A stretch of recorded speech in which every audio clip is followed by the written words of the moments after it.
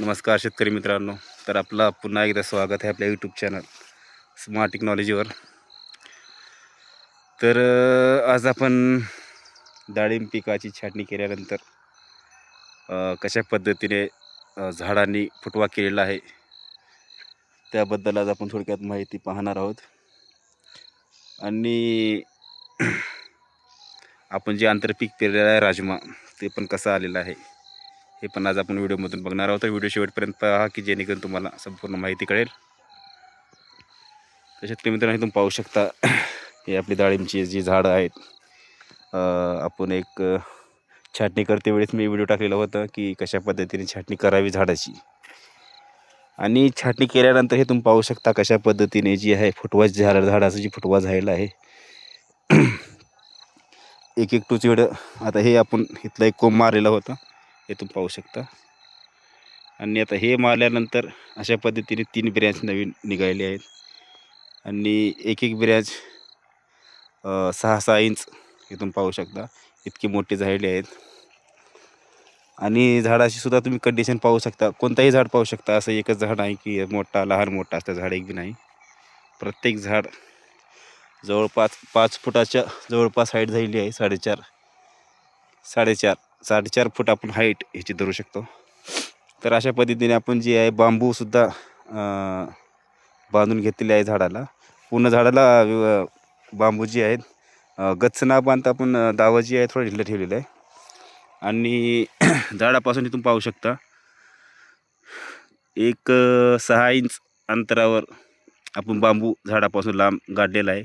कारण की बांबूमुळे कोणता इन्फेक्शन झाडाला होऊ नये म्हणून, त्याच्यामुळे यांना. तर अशा पद्धतीने आपण 6 इंच 6, 7, 8 इंच अर्धा फूट जी आहे आपण बांबू झाडापासून लांबच गाडलेला आहे. आता हे बांबू आपण 1 महिन्यानंतर हे बांबू आपण काढून घेणार. बांबू आपण जास्त वेळ ठेवणार नाही. तर अशा पद्धतीने जी फांद्या झुकत आहेत जास्त लोड होऊन, त्यांना अशा पद्धतीने जी आहे आपण व्यवस्थित सुतळीच्या मदतीने बांधलेलं आहे बांबूला सपोर्ट घेण्यासाठी झाडाला. आणि हे तुम्ही झाडं पाहू शकता. जितकी पण फुलं जी लागलेली होती ती संपूर्ण फुलं जी आहेत आपण हातानं कळ्या जी आहेत तुडून टाकलेली आहेत. आणि काय आपोआप गळत आहेत. अशा पद्धतीने आपण जे आहे हे तुडून टाकत आहोत, कारण की आपल्याला माल धरायचा नाही. अजून काय काय नवीन नवीन कळ्या निघत आहेत. तर हे जी आपण व्हरायटी लागवड केली आहे हे सुपर भगवा व्हरायटी आहे. आणि आपण जी हे रोप जी आणलेलं आहे ते गुटी कलमचं नंतर आपण टिश्यू कल्चरचा रोप वापरलेला आहे. कारण की आजच्या काळामध्ये खूप फसवणूक होत आहे गुटी कलममध्ये. म्हणजे ज्या बागेमध्ये तेले आहे, मर रोग आहे, इतर कोणतेही आजार त्या बागेमध्ये आहेत, तसल्या बागेमधून जी आहे गुटी कलम करत आहेत. आणि मग तसलं ते रोप 3 महिने 4 महिने आपण सांभाळून नंतर आपल्याला कळून येणार की याच्यावर कोणता रोग आहे. नंतर मग ते फसवणूक होऊ नये म्हणून आपण डायरेक्ट जे आहे टिश्यू कल्चरचं रोप लागवडीसाठी वापरलेलं आहे.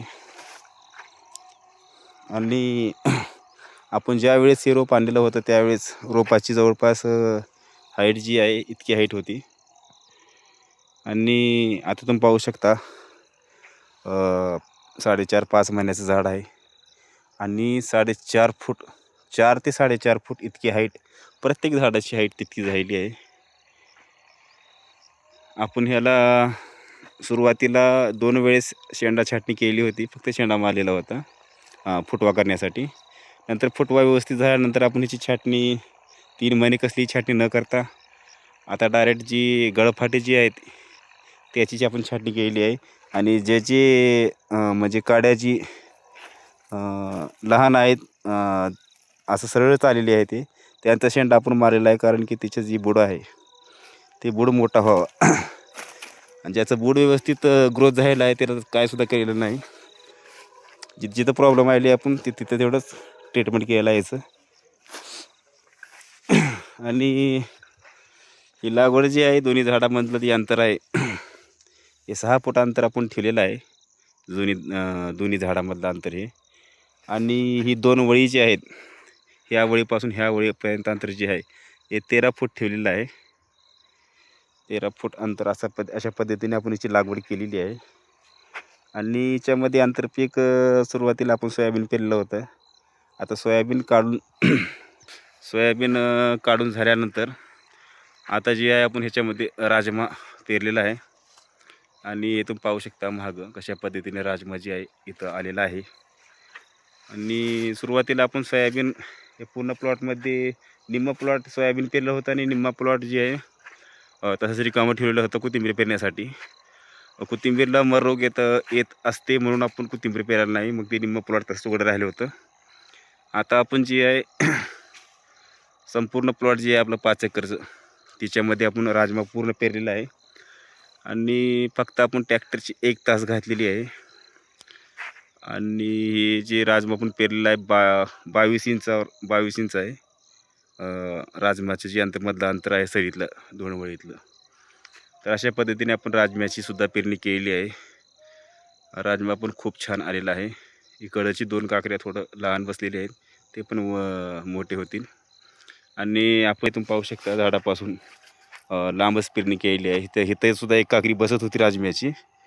इथं आपण एक काकडी न घालता झाडाला कसलाहीच इफेक्ट होऊ नये म्हणून आपण झाडापासून आंतरपीक जे आहे इथून पाहू शकता 2.5 फुटाचा ह्या साईडला आणि ह्या साईडला 2.5 फुटाचा गॅप ठेवूनच आंतरपीक पेरलेलं आहे.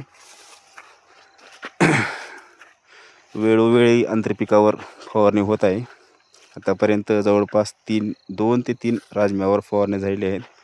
कारण की कोणताही ह्याच्यावर पडणारा रोग ह्याच्यावर पडू नये म्हणून आपण. आणि स्प्रिंकलरच्या साहाय्याने आपण पाणी देतो, त्यामुळे झाडं पण जी आहेत आपली डाळिंबाची झाडं त्या पाण्याच्या प्रेशरनं व्यवस्थित धुवून निघतात. ते पण याचा खूप मोठा बेनिफिट आहे. कमीत कमी एका महिन्याला तर स्प्रिंकलरचं पाणी देणे चांगलं राहील डाळिंब पिकाला. कारण की स्प्रिंकलरचा प्रेशर चांगला असतो आणि त्या प्रेशरने पूर्ण झाड जी आहे तिच्यावर कसलंही चिकटा पडलेलं किंवा थ्रेपने केलेलं जी घाण आहे किंवा ह्याच्यावर कसलाही पानावर पडलेलं रोग जे असेल, चिकटा जे असेल, ते पूर्ण पान व्यवस्थित स्प्रिंकलरच्या पाण्याने चांगलं धुवून निघतो आणि झाड एकदम फ्रेश होतं. आपण केलेली सतत फवारण्या आता एका महिन्यामध्ये कमीत कमी नाही म्हणता तर 2 ते 3 फवारण्या तर होणार. मग तिचं औषध कंटिन्यू त्या पानावर राहून पानं जी आहेत इथून पाहू शकता कसली पानं झाली आहे. तर ती सर्व पानं जी आहे व्यवस्थित धुवून जातात. म्हणून स्प्रिंकलरच्या साहाय्याने पाणी देणे खूप गरजेचे आहे. इथून पाहू शकता आता सध्या पानाची कंडिशन कसले पानं आहे ते खालून पाहू शकता आणि वरून पाहू शकता. म्हणजे स्प्रिंकलरच्या साहाय्याने पाणी देणे खूप चांगलं राहील. तर अशा पद्धतीने आपण मॅनेजमेंट केलेलं आहे. भेसळ डोस सुरुवातीलाच लागवड करत असताना घातलेलं होतं. झाडाच्या 4 इंच बाजूला आपण जे भेसळ डोस टाकलेलं होतं त्याचा व्हिडिओ मी यूट्यूब चॅनलवर टाकलेला आहे. कोणतं भेसळ डोस झाडं लागवड करत असताना टाकायचं. त्याच्यानंतर आपण कसलाही आतापर्यंत तिला भेसळ डोस एकही दिलेलं नाही. तरी बी आपली बाग तुम्ही पाहू शकता कशा पद्धतीने वाढत जात आहे. आणखी याच्यापेक्षा कोणतं चांगलं जरी ट्रीटमेंट असेल, आपण फर्स्ट टाईम आपलं डाळिंब क्षेत्रामध्ये तिकडं आपली तैवान पिंक पेरूची बाग आहे, तिकडे पाहू शकता तुम्ही. तिकडं फॉर्मिंग झालेली आहे 4 एकरला. तर त्याचा बऱ्यापैकी चांगला अनुभव आहे, पण डाळिंबचा तेवढा अनुभव नाही आपल्याला. चांगलं ट्रीटमेंट तर कोणाला माहीत असेल तर ते सांगू शकता अजून काय करावं लागेल का. तर फक्त आपण एकदा भेसळ डोस आपण आपल्या बागेला टाकलेला आहे आणि त्याच्यानंतर आपण कसलाही हिला भेसळ डोस टाकलेला नाही आपली डाळिंबाच्या बागेला. तरी पण आपली झाडं इतकी चांगल्या पद्धतीने व्यवस्थित ग्रोथ करत आहेत. आणि इथं पूर्ण काळ्या मातीचं रान आहे. काळी माती म्हणजे जवळपास 40 फूट काळी माती आहे इकडं. आणि असल्या ह्याच्यामध्ये आपण डाळिंब लागवड केलेली आहे. आता सक्सेस कसं होईल आता ते आपण पुढे पाहणार. आपण लागवड करत असताना ह्याच्या बेडमध्ये ही जी डाळिंबची बेड जी आहेत या बेडमध्ये मुरुम घातलेला आहे. पूर्ण बेड जे आहे आपण मुरुमनं भरलेलं आहे. त्याचे पण मी व्हिडिओ टाकलेले आहेत कशा पद्धतीने आपण बेड तयार केलेला आहे. बेडमध्ये मुरुम कसं भरलेलं आहे, शेणखत भरलेलं आहे. आणखीन आता हे राजमा निघून गेल्यानंतर आपण जी आहे मल्चिंग पेपर पूर्ण काढून घेणार. आणि मल्चिंग पेपर काढून घेतल्यानंतर आपण ह्याला व्यवस्थित बेसळ डोस आपला टाकून घेणार बेडमध्ये. आणि माती जी आहे जवळपास अर्धा फूट माती जी आहे आपण वरी चढून घेणार बोदाला. अजून आपण ह्याला कसलीही माती लावलेली नाही, फक्त बेड पाडून डाळिंब लागवड केलेली आहे. एकदाही अजून आपण ह्याला माती लावलेली नाही, कारण की आपण मल्चिंग केलेलं आहे. माती लावता येणार नाही. मल्चिंग काढल्यावर आपल्याला माती लावता येणार. तर शेतकरी मित्रांनो, व्हिडिओ कसा वाटला नक्कीच तुम्ही कमेंट करून सांगा. आणि तुमचे काय प्रश्न असतील तर ते तुम्ही नक्की विचारू शकता कमेंट करून. ह्याच्यापेक्षा जर चांगलं कोणतं अजून ट्रीटमेंट असेल, आता झाड तुम्हाला मी दाखवतो. जर झाडामध्ये काय डिपेन्सी कशाची असेल तर जे अनुभवी डाळिंबमधले शेतकरी आहेत त्यांनी नक्कीच कमेंट करून सांगा या झाडांना अजून काय करावे लागणार. तर भेटूया शेतकरी आपण नंतर नेक्स्ट व्हिडिओमध्ये. तोपर्यंत जय हिंद, जय जवान, जय किसान.